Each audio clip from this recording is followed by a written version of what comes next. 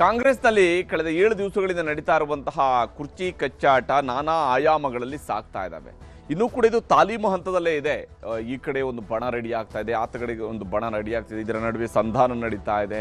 ಈ ಕಡೆಯವರು ಕರೆಸ್ಕೊಂಡು ಆ ಕಡೆಯವರು ಮಾತನಾಡ್ತಾ ಇದ್ದಾರೆ. ಆ ಕಡೆ ಮನೆಗೆ ಹೋದಂಥವ್ರು ಮತ್ತೆ ಈ ಮನೆಗೆ ಬಂದು ಮಾತಾಡ್ತಾರೆ. ಇಲ್ಲಿ ಈ ಕಡೆ ಮತ್ತು ಆ ಕಡೆ ಅನ್ನುವಂಥದ್ದು ಒಂದು ಸಿದ್ದರಾಮಯ್ಯನವರು, ಇನ್ನೊಂದು ಡಿ ಕೆ ಶಿವಕುಮಾರ್ ಅವರು, ಒಂದು ಕಾವೇರಿ ನಿವಾಸ, ಮತ್ತೊಂದು ಸದಾಶಿವನಗರದ ನಿವಾಸ, ಹಾಗೂ ಏನು ಕ್ರೆಸೆಂಟ್ ರಸ್ತೆಯಲ್ಲಿರ್ತಕ್ಕಂಥ ಶಿವಕುಮಾರ್ ಅವರ ಮನೆ. ಇವುಗಳಲ್ಲಿ ಬಹಳ ಆಕ್ಟಿವಿಟೀಸ್ ಸದ್ಯಕ್ಕೆ ನಡೀತಾ ಇದೆ. ಬೆಂಗಳೂರಿನಲ್ಲಿ ಬಹಳಷ್ಟು ಬೆಳವಣಿಗೆಗಳು ನಡೀತಾ ಇದ್ದಾವೆ. ಇವೆಲ್ಲ ಇಲ್ಲಿ ನಡೀತಿರ್ಬೇಕಾದ್ರೆ ಇದರ ಪ್ರತಿಫಲನ ದೆಹಲಿಯಲ್ಲೂ ನಡೆದಿದೆ. ದೆಹಲಿಯಲ್ಲಿ ಒಂದು ಸಭೆ ನಡೆದಿದೆ. ನವೆಂಬರ್ 29ಕ್ಕೆ ಕುರ್ಚಿ ಕಚ್ಚಾಟಕ್ಕೆ ಕ್ಲೈಮ್ಯಾಕ್ಸ್ ಬರೆಯೋದಕ್ಕೆ ಬೇಕಾದಂತಹ ಸ್ಕ್ರಿಪ್ಟ್ ರೆಡಿ ಆಗ್ತಾ ಇದೆ. ಏನು ಕ್ಲೈಮ್ಯಾಕ್ಸ್ ಅನ್ನು ಬರೀಬೇಕು, ಯಾವ ಸ್ವರೂಪದಲ್ಲಿರಬೇಕು ಕ್ಲೈಮ್ಯಾಕ್ಸ್? ದೆಹಲಿ ಅಂಗಳದಲ್ಲಿನೇ ಕಾಂಗ್ರೆಸ್ ಕುರ್ಚಿ ಕದನಕ್ಕೆ ಮದ್ದರೆಯುವ ತಂತ್ರ ನಡೀತಾ ಇದೆ. ಬದಲಾವಣೆಯು, ಯಥಾಸ್ಥಿತಿಯು, ಪುನರ್ರಚನೆಯು, ಮುಂದುವರಿಕೆಯು ಎಲ್ಲ ಪ್ರಶ್ನೆಗಳಿಗೂ ಕೂಡ ಉತ್ತರ ಸಿಗುವ ಕಾಲ ಸನ್ನಿಹಿತ ಆಗ್ತಾ ಇದೆ. ಅದಕ್ಕೆ ನಿನ್ನೆಗಿಂತ ಇವತ್ತು ಸ್ವಲ್ಪ ಕಡಿಮೆ ದಿನ ಇದೆ ಅಂತ ಹೇಳಿ, ಆದರೆ ಯಾವಾಗ ಅಂತೇಳಿ ಇನ್ನೂ ಗೊತ್ತಿಲ್ಲ. ಆದರೆ ಬಹುತೇಕ ನವೆಂಬರ್ 29ರಂದು ದೆಹಲಿಯಲ್ಲಿ ಒಂದು ಸಭೆಯನ್ನು ಕರೀಬಹುದು ಅನ್ನುವ ನಿರೀಕ್ಷೆ ಇದೆ. ಮಲ್ಲಿಕಾರ್ಜುನ ಖರ್ಗೆ ಅವರು ಸೋನಿಯಾ ಗಾಂಧಿ ಹಾಗೂ ರಾಹುಲ್ ಗಾಂಧಿ ಅವರ ಜೊತೆಗೆ ಪ್ರತ್ಯೇಕ ಸಭೆಯನ್ನು ನಡೆಸಿದ್ದಾರೆ.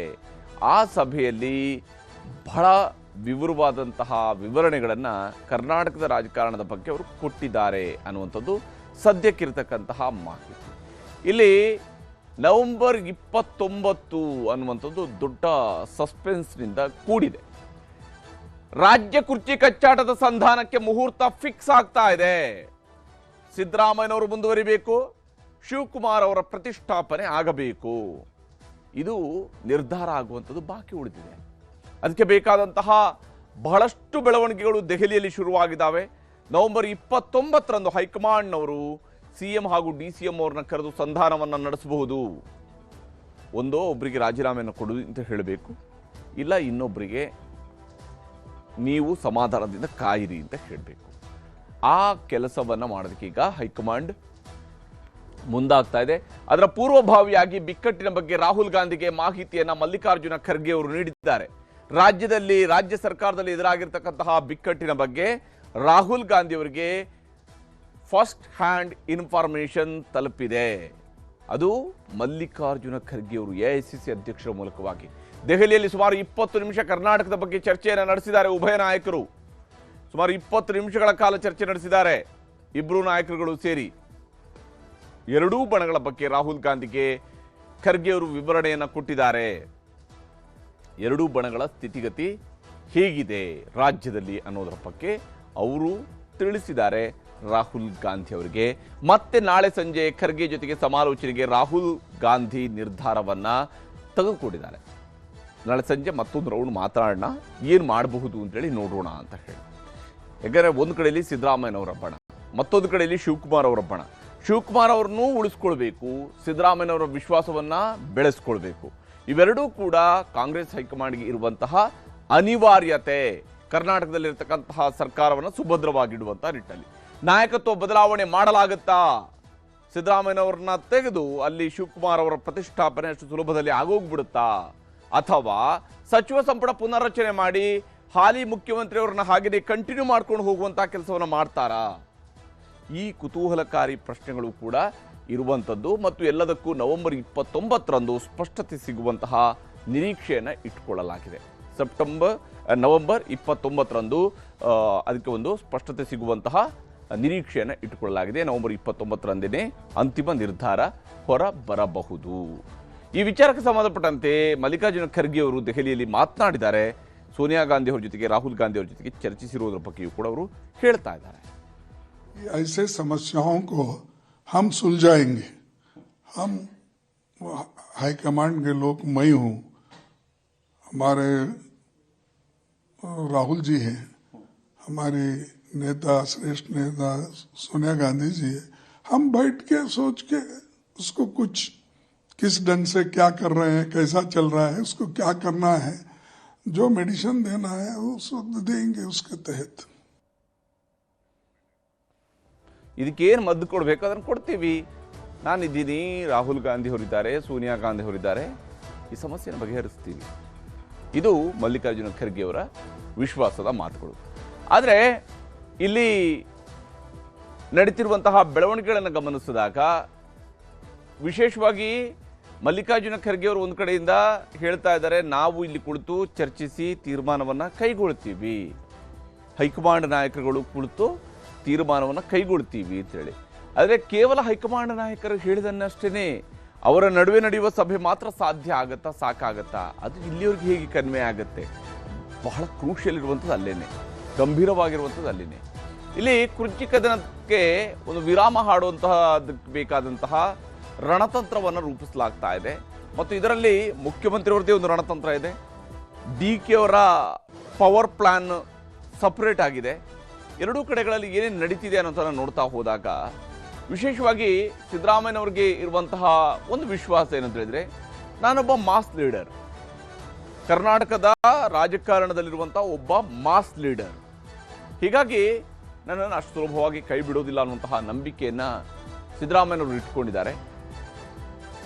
ಪಕ್ಷನಿಷ್ಠೆ, ಪಕ್ಷ ಗೆಲ್ಲಿಸೋದಕ್ಕೆ ಶ್ರಮದ ಮಾತುಗಳನ್ನು DK ಅವರು ತಮ್ಮ ಪವರ್ ಕಾರ್ಡ್ ಆಗಿ ಬಳಕೆ ಮಾಡಿಕೊಳ್ತಿದ್ದಾರೆ. ಪಕ್ಷನಿಷ್ಠೆ, ಪಕ್ಷವನ್ನು ಗೆಲ್ಲಿಸೋದಕ್ಕೆ ಶ್ರಮ ಹಾಕಿರುವಂಥದ್ದು ಕರ್ನಾಟಕದಲ್ಲಿ ಅನ್ನುವಂಥದ್ದು ಅವರ ಮಾತು. ಇನ್ನು ಶಾಸಕರ ಬೆಂಬಲ ತನಗಿದೆ ಅನ್ನುವಂತಹ ವಿಶ್ವಾಸವನ್ನ ಸಿದ್ದರಾಮಯ್ಯನವರು ಹೊಂದಿದ್ದಾರೆ. CLPಯಲ್ಲೂ ಬೇಕಿದ್ರೆ ನಡೀಲಿ ಅನ್ನುವಂಥದ್ರವರೆಗೂ ಕೂಡ ಸಿದ್ದರಾಮಯ್ಯನವರ ಆಪ್ತರು ಹೊರಟು ನಿಂತಿದ್ದಾರೆ. ಆದರೆ DK ಪವರ್ ಪ್ಲಾನ್ ಅಲ್ಲಿ ಸಂಖ್ಯಾಬಲ ಹೆಚ್ಚಿಸಿಕೊಳ್ಳುವಂತಹ ಸರ್ಕಸ್ ಮುಂದುವರೆದಿದೆ.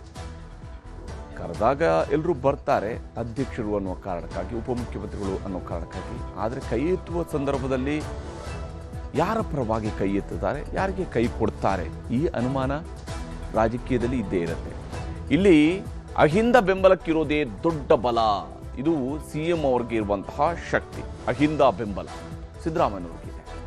ಶಿವಕುಮಾರ್ ಅವರ ಪರವಾಗಿ ಆಪ್ತರು ಕೂಡ ಬಹಳ ದೊಡ್ಡದಾದಂತಹ ಲಾಬಿಯನ್ನು ನಡೆಸ್ತಾ ಇದ್ದಾರೆ. ಶಿವಕುಮಾರ್ ಅವರು ಮುಖ್ಯಮಂತ್ರಿ ಆಗಬೇಕು ಅನ್ನುವಂತಹ ನಿಟ್ಟಿನಲ್ಲಿ ಆಪ್ತ ಶಾಸಕರು, ಸಚಿವರಿಂದ ಬ್ಯಾಟಿಂಗ್ ಮುಂದುವರೆದಿದೆ. ಸಿದ್ದರಾಮಯ್ಯನವರ ಪರವಾಗಿ CM ಆಪ್ತ ಸಚಿವರ ಜೊತೆಗೂ ಕೂಡ ಸಂಧಾನಕ್ಕೆ ಸಜ್ಜಾಗಿದ್ದಾರೆ DK ಶಿವಕುಮಾರ್. ಅಧಿಕಾರ ಕಸಿದುಕೊಂಡ್ರೆ ಪಕ್ಷಕ್ಕೆ ಆಪತ್ತು ಅನ್ನುವಂತಹ ಸಂದೇಶವನ್ನು ಸಿದ್ದರಾಮಯ್ಯನವರ ಪರವಾಗಿರುವಂಥವರು ಕೊಡ್ತಾ ಇದ್ರೆ, ಅಧಿಕಾರ ಹಂಚಿಕೆ ಬಗ್ಗೆ ಸ್ಪಷ್ಟತೆ ಬೇಕು ಅನ್ನುವಂಥದ್ದನ್ನು ಶಿವಕುಮಾರ್ ಅವರು ಪಟ್ಟು ಹಿಡಿದು ಕುಳಿತಿದ್ದಾರೆ. ಅವ್ರಿಗೂ ಕೂಡ ಅಧಿಕಾರ ಬೇಕು ಅನ್ನುವಂಥದ್ದು ಅವರ ವಿಚಾರ. ಹೀಗೆ ಎರಡೂ ಕಡೆಗಳಲ್ಲಿ ಸಾಕಷ್ಟು ಗೇಮ್ ಪ್ಲಾನ್ಗಳು ನಡೀತಾ ಇದ್ದಾವೆ. ಆದರೆ ಇವೆಲ್ಲದಕ್ಕೂ ಪರಿಹಾರವನ್ನು ಹುಡುಕಬೇಕಾಗಿರೋದು ಖರ್ಗೆ ಅವರು ಹೇಳಿದಂತೆಯೇ ಅವರ ಹೈಕಮಾಂಡ್. ಆ ಹೈಕಮಾಂಡ್ ಏನು ನಿರ್ಧಾರ ಕೈಗೊಳ್ಳುತ್ತೆ ಅನ್ನೋದನ್ನು ಎಲ್ಲರೂ ಎದುರು ನೋಡ್ತಾರೆ.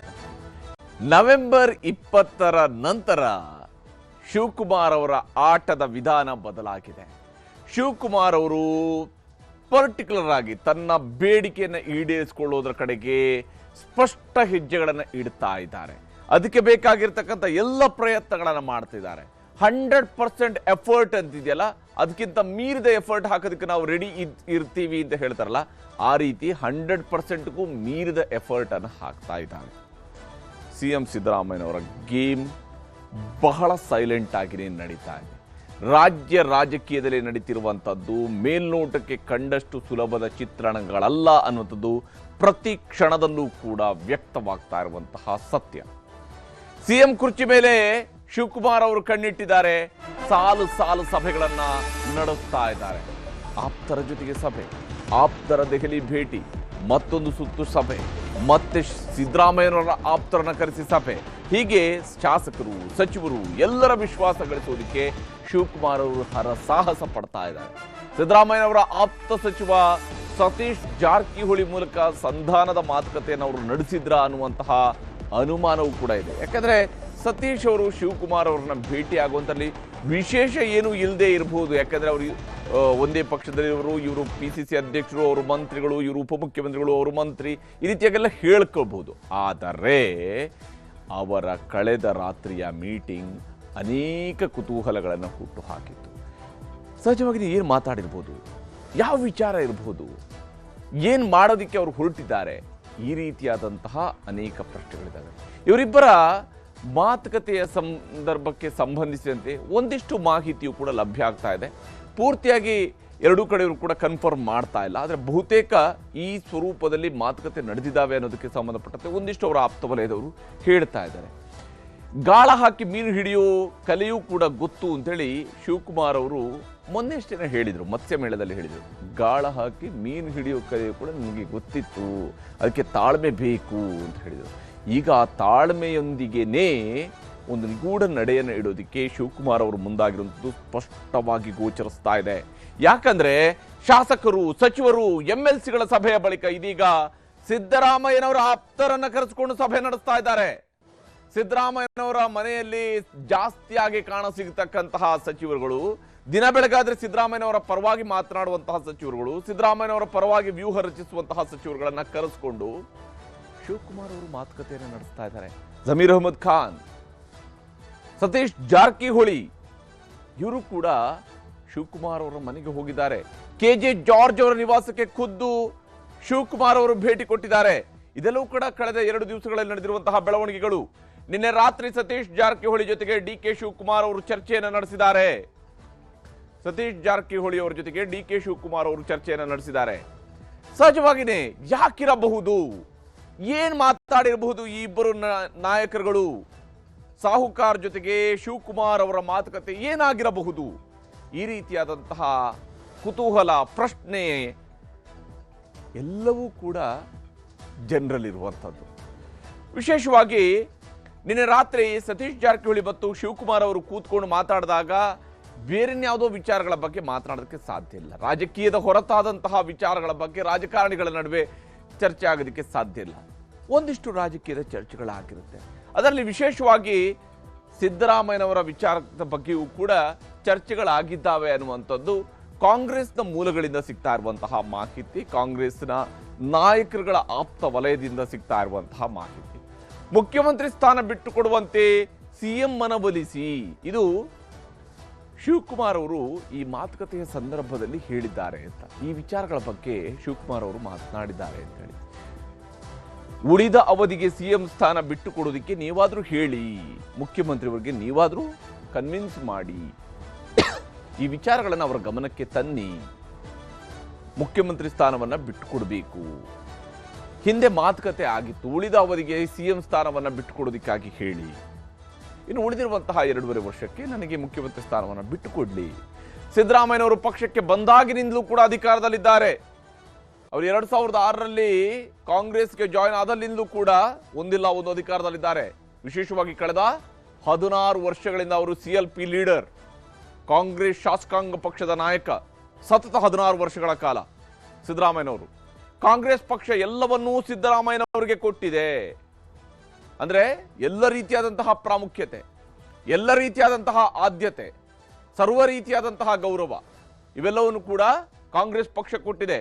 ಸಿದ್ದರಾಮಯ್ಯನವರ ಮಾರ್ಗದರ್ಶನದಲ್ಲೇ ಸರ್ಕಾರ ನಡೆಸ್ತೇನೆ, ನಾನು ಸರ್ಕಾರದಲ್ಲಿ ಮುಖ್ಯಮಂತ್ರಿ ಆದರೂ ಕೂಡ ಸಿದ್ದರಾಮಯ್ಯನವರ ಮಾರ್ಗದರ್ಶನದಲ್ಲೇ ಸರ್ಕಾರ ನಡೆಸ್ತೇನೆ, ಕೇವಲ ನನ್ನದು ಅಂತ ಹೇಳಿರೋದಿಲ್ಲ, ಸಿದ್ದರಾಮಯ್ಯನವರ ಮಾರ್ಗದರ್ಶನದಲ್ಲೇ ಸರ್ಕಾರವನ್ನು ನಡೆಸ್ತೇನೆ. ನಾನು CM ಆದ್ರೆ ನೀವೇ KPCC ಅಧ್ಯಕ್ಷರಾಗಿ, ನಾನು CM ಆಗ್ತೀನಿ, ನೀವು KPCC ಅಧ್ಯಕ್ಷರಾಗಿ, ಜೊತೆಗೆ ಮಂತ್ರಿಯೂ ಕೂಡ ಆಗಿ, ಮಂತ್ರಿ ಪದವಿಯನ್ನು ಕೂಡ ಇಟ್ಕೊಳ್ಳಿ. ನೀವು ಬಯಸಿದ ಖಾತೆಯನ್ನು ಇಟ್ಕೊಳ್ಳಿ. ನನ್ನ ಸಚಿವ ಸಂಪುಟದಲ್ಲಿ ನೀವು ಬಯಸಿದ ಖಾತೆಯನ್ನು ನೀವು ಇಟ್ಕೊಳ್ಳಿ. KPCC ಅಧ್ಯಕ್ಷರಾಗಿ ಮುಂದುವರಿರಿ. ನನ್ನ ರೀತಿಯಲ್ಲಿ 2 ಹುದ್ದೆಗಳಲ್ಲಿ ನೀವು ಮುಂದುವರಿರಿ. ಅಭ್ಯಂತರ ಏನೂ ಇಲ್ಲ. ನಮ್ಮ ಕಡೆಯವರು ಯಾರೂ ಕೂಡ ಅದಕ್ಕೆ ಅಭ್ಯಂತರ ಮಾಡುವುದಿಲ್ಲ. ನೀವು 2 ಹುದ್ದೆಗಳಲ್ಲಿ ಬೇಕಿದ್ರೂ ಮುಂದುವರಿಯಿರಿ.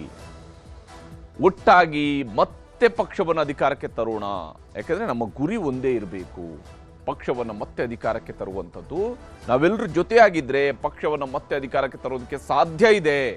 ಹೀಗಾಗಿ ನಾವು ಒಟ್ಟಾಗಿ ಮತ್ತೊಮ್ಮೆ ಪಕ್ಷವನ್ನು ಅಧಿಕಾರಕ್ಕೆ ತರೋಣ. ಆಗ ನಿಮ್ಮೆಲ್ಲ ಮಾತುಗಳನ್ನು ಕೂಡ ಮುಖ್ಯಮಂತ್ರಿಯವರಿಗೆ ತಿಳಿಸ್ತೀನಿ ಅಂತ ಹೇಳಿ ಸತೀಶ್ ಜಾರಕಿಹೊಳಿ ಅವರು ಹೇಳಿದ್ದಾರೆ. ನಿಮ್ಮೆಲ್ಲ ಮಾತುಗಳನ್ನು ನಾನು ಮುಖ್ಯಮಂತ್ರಿಯವರ ಗಮನಕ್ಕೂ ತರ್ತೇನೆ. ನೀವು ಸ್ಥಾನವನ್ನು ಬಿಟ್ಟುಕೊಡ್ಬೇಕು ಅಂತ ಹೇಳುವಂಥದ್ದನ್ನು ನನಗೆ ನೇರವಾಗಿ ಹೇಳೋದಕ್ಕೆ ಸಾಧ್ಯ ಇಲ್ಲ. ಆದರೆ ಅವರ ಮನವೊಲಿಸುವಷ್ಟು ದೊಡ್ಡವನು ಕೂಡ ನಾನಲ್ಲ, ಮುಖ್ಯಮಂತ್ರಿಯವರ ಮನವೊಲಿಸುವಷ್ಟು ದೊಡ್ಡವನು ನಾನಲ್ಲ. ನೀವು CM ಹುದ್ದೆಯನ್ನು ಬಿಟ್ಟುಕೊಡಿ ಅಂತ ನಾನು ಹೇಳೋದಕ್ಕೆ ಆಗೋದಿಲ್ಲ, ನಾನು ಮುಖ್ಯಮಂತ್ರಿಯವರಿಗೆ ಹೇಳೋದಕ್ಕೆ ಆಗೋದಿಲ್ಲ. ನೀವು CM ಸ್ಥಾನವನ್ನು ಬಿಟ್ಟುಕೊಡಿ ಅಂತ ಹೇಳಿ. ಹೈಕಮಾಂಡ್ ಇದೆ ಅಂಥೇಳಿ ಮುಖ್ಯಮಂತ್ರಿಯವರು ಹೇಳಿದ್ದಾರೆ. ಅಂದರೆ ಹೈಕಮಾಂಡ್ ಹೇಳಿದಂಗೆ ನಡೀತೀನಿ ಅಂತ ತಿಳ್ಕೊಂಡು ಸಿದ್ದರಾಮಯ್ಯನವರು ಹೇಳಿದ್ದಾರೆ. ಹೀಗಾಗಿ ಯಾವುದೇ ಅನುಮಾನಗಳು ಬೇಡ. ಸಿದ್ದರಾಮಯ್ಯನವರು ಹೈಕಮಾಂಡ್ ಹೇಳಿದಂತೆ ನಡ್ಕೊಳ್ತಾರೆ, ನಾವು ಕೂಡ ನಡ್ಕೊಳ್ತೀವಿ ಅನ್ನುವಂತಹ ವಿಚಾರಗಳು ನಡೆದಿದೆ. ಆದರೆ ಸತೀಶ್ ಅವರು ಬಹಿರಂಗವಾಗಿ ಮಾತನಾಡುವಾಗ, ಇವತ್ತು ಮಾಧ್ಯಮದ ಜೊತೆಗೆ ಮಾತನಾಡುವಾಗ ಒಂದಿಷ್ಟು ವಿಚಾರಗಳ ಬಗ್ಗೆ ಮಾತನಾಡಿದರೆ, ನೇರವಾಗಿ ಅಲ್ಲಿ ಮಾತುಕತೆ ಏನು ನಡೀತು ಅನ್ನೋದನ್ನು ಹೇಳಿದ್ರು ಕೂಡ KPCC ಅಧ್ಯಕ್ಷರವರು, ನಮ್ಮ ನಾಯಕರವರು, ಉಪಮುಖ್ಯಮಂತ್ರಿಯವರು ಹಾಗಾಗಿ ಭೇಟಿಯಾಗಿದ್ದೀನಿ ಅನ್ನುವಂತಹ ಸ್ಪಷ್ಟನೆಗಳನ್ನು ಕೂಡ ಕೊಟ್ಟಿದ್ದಾರೆ. ನಮ್ಮ ಪಕ್ಷದ ಅಧ್ಯಕ್ಷರಿದ್ದಾರೆ, DCM ಇದ್ದಾರೆ. ಸೊ ಭೇಟಿ ಹಿಂದೂ ಕೂಡ ನಮ್ಮ ಮನೆಯಲ್ಲಿ ಇಲ್ಲಿ ಆಗಿದ್ವಿ, ಬೇರೆ ಕಡೆ KPCC ಆಗ್ತಾ ಇರ್ತವೆ. ಅವ್ರ ಮನೆಗೆ ಕೂಡ ನಾನು ಸುಮಾರು ಸಾರಿ ಹೋಗಿದ್ದೀನಿ. ಭೇಟಿ ನಮಗೆ ಇದರಲ್ಲಿ ಅಂಥದ್ದು ವಿಶೇಷ ಏನ ಅನಿಸ್ತಾ ಇಲ್ಲ. ಸ್ವಾಭಾವಿಕವಾಗಿ ಭೇಟಿಯಾಗೋದು ಒಂದು ಭೇಟಿ ಚರ್ಚೆ ಅಷ್ಟಾಗಿದೆ. ಸರ್ಕಾರ ಕೇಳುವಂಥ ಪ್ರಶ್ನೆ ಈಗ ಉದ್ಭವಿಸಲ್ಲ. ಈಗ ಅಂಥ ಸನ್ನಿವೇಶ ಸಂದರ್ಭ ಏನು ಬಂದಿಲ್ಲ. ಅವರು ಕೂಡ ಏನು ಕೇಳಿಲ್ಲ, ನಾವು ಹೇಳುವಂಥ ಪ್ರಶ್ನೆ ಉದ್ಭವ ಆಗೋದಿಲ್ಲ. ಅವ್ರಿಗೆಲ್ಲ ಅಂತಲ್ಲಿ ನಮ್ಮ ಪಕ್ಷ ಗಟ್ಟಿಯಾಗಿರ್ಬೇಕು ಅನ್ನೋದು ಅವ್ರದ್ದು ನಿಲುವು ಅದಾಗೈತಿ, ನಮ್ಮದು ಅದಾಗೈತಿ, ಎಲ್ಲರ ನಿಲುವು ಅದ ಇದೆ. 28ಕ್ಕೆ ಮಧ್ಯೆ ನಾವು ಅಧಿಕಾರಕ್ಕೆ ಬರಬೇಕನ್ನೋದು ಎಲ್ಲರೂ ಅಭಿಪ್ರಾಯ ಇದೆ. ಹೈಕಮಾಂಡ್ ಇದ್ದಲ್ಲ, ಅವ್ರು ಮಾಡ್ತಾರೆ, ಅಳದು ತೂಗಿ ಅವ್ರು ನಿರ್ಧಾರ ಮಾಡ್ತಾರೆ. ಅದರಲ್ಲಿ ನಮ್ಮ ಪಾತ್ರ ಏನೂ ಇರಲ್ಲ, ಮಾಡೋರೆಲ್ಲ ಅವ್ರು ಇರ್ತಾರೆ. ಆ ಪಾರ್ಟಿ ಏನು ಹೇಳ್ತೆ ಅದನ್ನು ಕೇಳುವಂಥ ಪ್ರಯತ್ನ ನಾವು ಅಷ್ಟೇ ಮಾಡೋದು, ಪಾಲನೆ ಮಾಡೋರು ಅಷ್ಟೇ. ಅದೇ ಅವ್ರಿಗೂ ಆಸೆ ಇದ್ದೇ ಇರೋದು ಆಗ್ಬೇಕಂತ, CM ಆಗಲಿಕ್ಕೆ. ಅವ್ರೇನಾರ ಅದನ್ನು ಕೇಳಿರ್ಬೋದು. ಅವರು CM ಕ್ಲೇಮ್ ಮಾಡಿದ್ರು, ಡೇ 1 ಅವರು ಕ್ಲೇಮ್ ಮಾಡಿದ್ದಾರೆ, ಮಾಡಿಲ್ಲ ಅಂತೇನಿಲ್ಲ. ಆದರೆ ಹೈಕಮಾಂಡ್ ಸಿದ್ದರಾಮಯ್ಯಗೆ ಅವಕಾಶ ಕೊಟ್ಟಿದೆ, ಇವು ಕೂಡ ನಿರ್ಧಾರ ಅವರೇ ಮಾಡಬೇಕು. ಇವತ್ತು CM ಅವರು ಕೂಡ ಅಪೀಲ್ ಮಾಡಿದ್ದಾರೆ, ಹೈಕಮಾಂಡ್ ಅವರು ಬೇಗ ಇತ್ಯರ್ಥ ಮಾಡಬೇಕಂತ. ಸೊ ಸ್ವಂತ CM ಅವರು ಹೇಳಿದಾಗ ಅದ್ರ ಬಗ್ಗೆ ವರಿಷ್ಠರು ಗಮನ ಹರಿಸ್ಬೇಕು. ಹೀಗೆ ಎಲ್ಲವನ್ನು ಕೂಡ ಹೈಕಮಾಂಡ್ ನೋಡ್ಕೊಳ್ಳುತ್ತೆ ಅನ್ನುವಂಥದ್ದನ್ನ ಸತೀಶ್ ಅವರು ಹೇಳಿದ್ದಾರೆ. ಸಿದ್ದು ಈ ಸುಪ್ರೀಂ ಅನ್ನುವಂಥದ್ದು ಸತೀಶ್ ಜಾರಕಿಹೊಳಿ ಅವರ ಸ್ಪಷ್ಟವಾದಂತಹ ಮಾತು.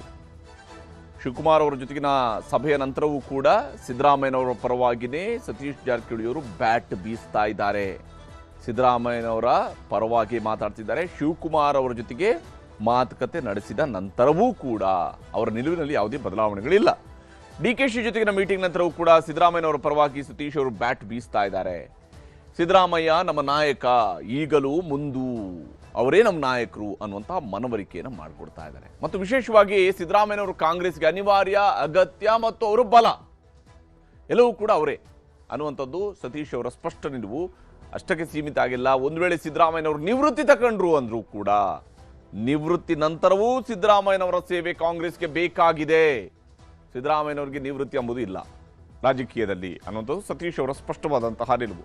ರಾತ್ರಿ ಮೀಟಿಂಗ್, ಬೆಳಗ್ಗೆ ಬದಲಾವಣೆ, ಈ ರೀತಿಯಾದಂತಹ ಮಾತೇ ಇಲ್ಲ ಅಂತ ಹೇಳಿ ಸತೀಶ್ ಜಾರಕಿಹೊಳಿ ಅವರು ಸ್ಪಷ್ಟಪಡಿಸಿದ್ದಾರೆ. ಸತೀಶ್ ಮಾತಿನಿಂದ ಕಾಂಗ್ರೆಸ್ನಲ್ಲಿ ಸಹಜವಾಗಿಯೇ ಹೊಸ ಸಂಚಲನವೂ ಕೂಡ ಮೂಡಿದೆ. ಯಾಕಂದರೆ ಸತೀಶ್ ಅವರು ಸಿದ್ದರಾಮಯ್ಯನವರ ಬೆನ್ನಿಗೆ ನಿಂತಿರುವ ಬಹಳ ಪ್ರಮುಖ ಲೀಡರ್, ಇದರಲ್ಲಿ ಯಾವುದೇ ಅನುಮಾನಗಳಿಲ್ಲ. ಸತೀಶ್ ಅವರು ಏನು ಹೇಳಿದ್ದಾರೆ ಈ ವಿಚಾರದಲ್ಲಿ ಅನ್ನೋದನ್ನು ನಿಮಗೆ ತೋರಿಸ್ತೀನಿ. ಇನ್ನೂ ನಮ್ಮ ಪಾರ್ಟಿ ಅಂತಲ್ಲಿ ಚರ್ಚೆ ಇಲ್ಲ, ಯಾವುದೂ ಆ ರೀತಿ ಬದಲಾವಣೆ ಚರ್ಚೆ ಇಲ್ಲೇ ಇಲ್ಲ. ಬಂದಾಗ ಅದ್ರ ಬಗ್ಗೆ ಚರ್ಚೆ ಮಾಡೋಣ, ಈಗ ಬಂದೇ ಇಲ್ಲ. ಅದು ಎಲ್ಲಿ ಕೂಡ ಚರ್ಚೆ ಇಲ್ಲ ನಮ್ಮ ಪಕ್ಷದಲ್ಲಿ. ಪಕ್ಷದ ಜೊತೆ ಒಳಗಡೆ ಲೀಡರ್ಶಿಪ್ ಇದ್ದೇ ಇರ್ತದ್ರಿ.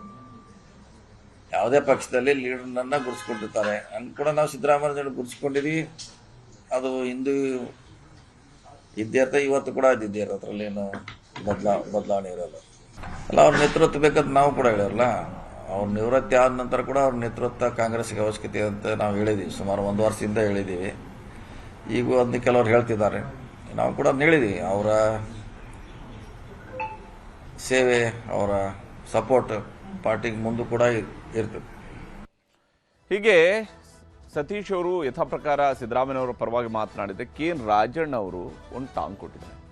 ನಿಮ್ಗೆ ಅಷ್ಟು ಮುಖ್ಯಮಂತ್ರಿ ಆಗಬೇಕಂದ್ರೆ ಸರ್ಕಾರ ವಿಸರ್ಜನೆ ಮಾಡಿ ಚುನಾವಣೆಗೆ ಹೋಗ್ಬಿಡೋಣ, ನೀವೇ ಮುಖ್ಯಮಂತ್ರಿ ಆಗೋಗ್ಬಿಡಿ. ಈ ಓಪನ್ ಆಫರನ್ನು KN ರಾಜಣ್ಣ ಅವರು ಕೊಡ್ತಾ ಇದ್ದಾರೆ. ಚುನಾವಣೆಗೆ ಹೋಗ್ಬಿಡೋಣ, ಮುಂದೆ DK ಶಿವಕುಮಾರ್ ನೇತೃತ್ವದಲ್ಲಿ ಚುನಾವಣೆ ಮಾಡ್ಕೊಂಡು ನಾವೆಲ್ಲ ಒಟ್ಟಿಗೆ ಕೆಲಸ ಮಾಡಿ ಮೆಜಾರಿಟಿ ತಗೊಂಡ್ಬರೋಣ. ಅವಾಗ ಅವರೇ 5 ವರ್ಷ ಮುಖ್ಯಮಂತ್ರಿ ಆಗಲಿ. ಚುನಾವಣೆಗೆ ಹೋಗೋಣ ಅಂದ್ರೆ ಏನಂತ ಅರ್ಥ? ಅದು ಯಾಕಾಗ್ತದೆ? ಯಾಕೆ ಮಾಡ್ಬೇಕು? ಅಲ್ಲಲ್ಲ, ಅವರು ನೋಡಿ, ಯಾವಾಗ್ಲೂ ಸಿದ್ದರಾಮಯ್ಯನವ್ರನ್ನ ಎಲೆಕ್ಟ್ ಮಾಡೋದು ಯಾರು? CLP ಅಲ್ವೇನ್ರಿ? CLP ನಲ್ಲಿ ತೀರ್ಮಾನ ಆಗ್ಬೇಕು. ಯಾರು CLP ನಲ್ಲಿ ಸಿದ್ದರಾಮಯ್ಯನವರು ರಾಜೀನಾಮೆ ಕೊಡ್ಲಿಕ್ಕೆ ಯಾರನ್ನ ಕೇಳಿದಾರ? ಯಾರಾದ್ರೂ ಕೇಳಿದ್ರೆ ಹೇಳಿ. ಬಿಜೆಪಿ ಅವರು ಗೊಂದಲ ಕ್ರಿಯೇಟ್ ಮಾಡ್ತಾ ಇದ್ದಾರೆ. ಆ ಗೊಂದಲಕ್ಕೆ ನಾವು ಅವಕಾಶ ಕೊಡಬಾರ್ದು. ಅವರು ಅನ್ನೆಸೆಸರಿ ಕಾಮೆಂಟ್ ಮಾಡ್ತಾ ಇದ್ದಾರೆ. ನಾವೆಲ್ಲ 140 ಜನ ಒಟ್ಟಾಗಿದ್ದೀವಿ. ನಮ್ಮನ್ನ ಯಾರು ಹಳ್ಳಾಡ್ಸ್ಲಿಕ್ಕೆ ಆಗುದಿಲ್ಲ. ಯಾರ ಆಫರು ನನಗೆ ಅವಶ್ಯಕತೆ ಇಲ್ಲ. ಸೊ ನಾನು ಸತೀಶು ನಾವು ಕೊಲೀಗ್ ಆಗಿದ್ದೀವಿ. ಅವ್ರು ನನ್ನ ವರ್ಕಿಂಗ್ ಪ್ರೆಸಿಡೆಂಟ್ ಆಗಿದ್ರು. ಅವರಿಗೆ ಫುಲ್ ಉತ್ತರ ಇದು ಕಿತ್ತೂರು ಕರ್ನಾಟಕದ ಜವಾಬ್ದಾರಿ ಕೊಟ್ಟಿದ್ದೆ. ಅಲ್ಲೆಲ್ಲ ಒಳ್ಳೆ ರಿಸಲ್ಟ್ ಬಂದಿದೆ. ಎಲ್ಲ ನಮ್ಮಲ್ಲಿ ಯಾವ ಡಿಫರೆನ್ಸಸ್ ಇಲ್ಲ. ಒಟ್ಟಿಗೆಲ್ಲ ಸೇರಿ ಕೆಲಸ ಮಾಡೋಣ ಅಂತ ಅನೇಕ ಮಂತ್ರಿಗಳು ಹಿರಿಯರ ಹತ್ರ ಚರ್ಚೆ ಮಾಡಿದ್ರು. ನೋ ವ್ಯಕ್ತಿ ಪೂಜೆ, ಪಕ್ಷ ಪೂಜೆ. ವ್ಯಕ್ತಿ ಮೇಲೆ ಪೂಜೆ ಮಾಡೋದಿಲ್ಲ, ಪಕ್ಷದ ಮೇಲೆ ಪೂಜೆ ಮಾಡೋದಿಲ್ಲ. So always I work on collective leadership. ಹೀಗೆ ಕಲೆಕ್ಟಿವ್ ಲೀಡರ್ಶಿಪ್ ಬಗ್ಗೆ ಶಿವಕುಮಾರ್ ಅವರು ಹೇಳ್ತಾ ಇದ್ದಾರೆ. ಇದರ ನಡುವೆ ಆಪ್ತರ ಸಭೆಯನ್ನು ಕೂಡ ಕರೆದಿದ್ದಾರೆ. ಕುರ್ಚಿ ಕಚ್ಚಾಟದ ಮಧ್ಯೆ ಈ ಆಪ್ತರ ಸಭೆಯನ್ನ DK ಶಿವಕುಮಾರ್ ಅವರು ಕರೆದಿದ್ದಾರೆ. ಬೆಂಗಳೂರಿನಲ್ಲಿ ಕರೆದಿದ್ದಾರೆ. ರಾಮನಗರದಿಂದ ಬೆಂಗಳೂರಿನ ಕಡೆಗೆ ಶಾಸಕ ಇಕ್ಬಾಲ್ ಹುಸೇನ್ ಅವರು ಹೊರಟಿದ್ದಾರೆ. ಅವರು ಬೆಂಗಳೂರು ಕಡೆಗೆ ಬರ್ತಾ ಇದ್ದಾರೆ. ಮಾಗಡಿ ಶಾಸಕ SC ಬಾಲಕೃಷ್ಣ ಅವರು ಕೂಡ ಬರ್ತಾ ಇದ್ದಾರೆ. ಅವರು ಕೂಡ ಬೆಂಗಳೂರಿನಲ್ಲೇ ಇದ್ದಾರೆ. ಎಲ್ಲರೂ ಜೊತೆ ಸೇರಿ ಒಂದು ಸಭೆಯನ್ನು ನಡೆಸೋದಕ್ಕೆ ತೀರ್ಮಾನವನ್ನು ಕೈಗೊಂಡಿದ್ದಾರೆ. ಖಾಸಗಿ ಹೋಟೆಲಲ್ಲಿ ಆಪ್ತ ಶಾಸಕರ ಜೊತೆಗೆ DK ಶಿವಕುಮಾರ್ ಅವರು ಸಭೆಯನ್ನು ನಡೆಸುವಂತಹ ಸಾಧ್ಯತೆ ಗೋಚರಿಸ್ತಾ ಇದೆ. ಯಾಕಂದರೆ ಒಂದು ಕಡೆಯಲ್ಲಿ ಸಚಿವರುಗಳ ಡಿನ್ನರ್ ಮೀಟಿಂಗ್ಗಳೆಲ್ಲ ನಡೀತಾ ಇದ್ವು. ಈಗ ಅದಕ್ಕೆ ಕೌಂಟರ್ ಆಗಿ ಇವ್ರ ಕಡೆಯಿಂದಲೂ ಕೂಡ ಶಾಸಕರ ಜೊತೆಗೆ ಸಭೆಗಳು ಶುರುವಾಗ್ತಾ ಇದ್ದಾವೆ. ಇದೆಲ್ಲವೂ ಕೂಡ ಇನ್ನೂ ಕೂಡ ಸಮರದ ತಾಲೀಮು ನಡೀತಾ ಇರೋದು. ಇವಾಗ ಪೂರ್ತಿ ಇನ್ನೂ ಸಮರ ಆಗಿಲ್ಲ, ಶುರುವಾಗಿಲ್ಲ. ಸಮರದ ತಾಲೀಮು ನಡೀತಾ ಇದೆ. ಎರಡೂ ಕಡೆಯವರು ಸಂದೇಶಗಳು ರವಾನೆ ಆಗ್ತಾ ಇರುವಂಥದ್ದು ಈ ಹಂತದಲ್ಲಿ ಸದ್ಯಕ್ಕೆ ಇದೆ. ಕ್ರಾಂತಿಯ ಮುನ್ನುಡಿ ಬರಿತಾ ಇರುವಂಥದ್ದು ಸ್ವಲ್ಪ ಸುದೀರ್ಘ ಮುನ್ನುಡಿಯಾಗಿದೆ. ಯಾಕಂದರೆ 7 ದಿವಸ ಆಯ್ತು ಇವತ್ತಿಗೆ ಶುರುವಾಗಿದ್ದು. 7 ದಿವಸಗಳಿಂದ ಬರಿತಾನೆ ಇದ್ದಾರೆ. ಎಲ್ಲ ತಯಾರಿಗಳು ನಡೀತಾ ಇದ್ದಾವೆ, ತಾಲೀಮು ನಡೀತಾ ಇದೆ. ಈ ವಿಚಾರದಲ್ಲಿ ಇಕ್ಬಾಲ್ ಹುಸೇನ್ ಅವರು ಮಾತನಾಡಿದ್ದಾರೆ, ತೋರಿಸ್ತೀನಿ. ನಾನು ಈ ಜಿಲ್ಲೆಯ ಮಗ, DK ಶಿವಕುಮಾರ್ ಅವರು ಈ ಜಿಲ್ಲೆಯ ಮಗ. ನನ್ನ ಆದ್ಯ ಕರ್ತವ್ಯ ಈ ಸಂದರ್ಭದಲ್ಲಿ ನಾನು ಅವ್ರ ಜೊತೆಲಿ ಇರಬೇಕಾಗ್ತದೆ. ಅವರನ್ನು ಎಲ್ಲ ರೀತಿಯಲ್ಲೂ ನಾವು ಕಣ್ತುಂಬಿ ನೋಡ್ಕೊಳ್ಳುವಂಥ ಒಂದು ಸಂದರ್ಭ. ಅವ್ರಿಗೆ ಸಹಕಾರ ಮಾಡ್ತೀನಿ. ಅರ್ಜೆಂಟ್ ಬಾ ಅಂತ ಹೇಳೋರು ಒಯ್ತಾ ಇದ್ದೀನಿ. ಬೆಂಗಳೂರು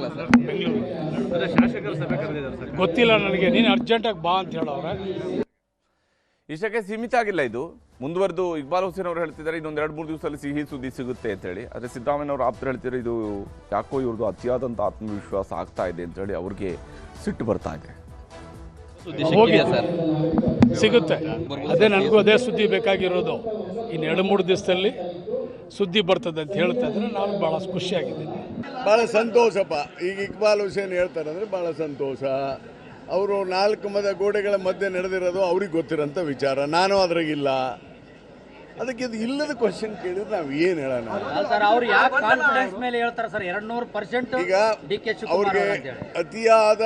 ಅತಿಯಾದ ಆತ್ಮವಿಶ್ವಾಸ ಇರುವ ವ್ಯಕ್ತಿಗಳು ಕೆಲವು ಇರ್ತಾರೆ. ಅದರಲ್ಲಿ ಅವರು ಒಬ್ಬರು. ಹೀಗೆ ಇಲ್ಲಿ ಆತ್ಮವಿಶ್ವಾಸ, ಅತಿಯಾದ ಆತ್ಮವಿಶ್ವಾಸ, ಇಲ್ಲಿ ವ್ಯೂಹ, ರಣವ್ಯೂಹ, ಗಾಳ ದಾಳ ಎಲ್ಲ ಜೊತೆಯಲ್ಲಿ ಸಾಗ್ತಾ ಇದೆ. ಆದರೆ ಇವೆಲ್ಲವೂ ಕೂಡ ಅಂತಿಮವಾಗಿ ಶಿವಕುಮಾರ್ ಅವ್ರನ್ನ ಅವರ ಕನಸಿನ ಗುರಿಯನ್ನು ತಲುಪಿಸುತ್ತಾ ಅಥವಾ ಅರ್ಧದಲ್ಲಿ ಮುರಿದು ಬೀಳುವಂಗೆ ಮಾಡುತ್ತಾ, ಇದು ಗೊತ್ತಾಗಬೇಕಾಗಿರುವಂಥ ಕುತೂಹಲ. ಅದಕ್ಕೆ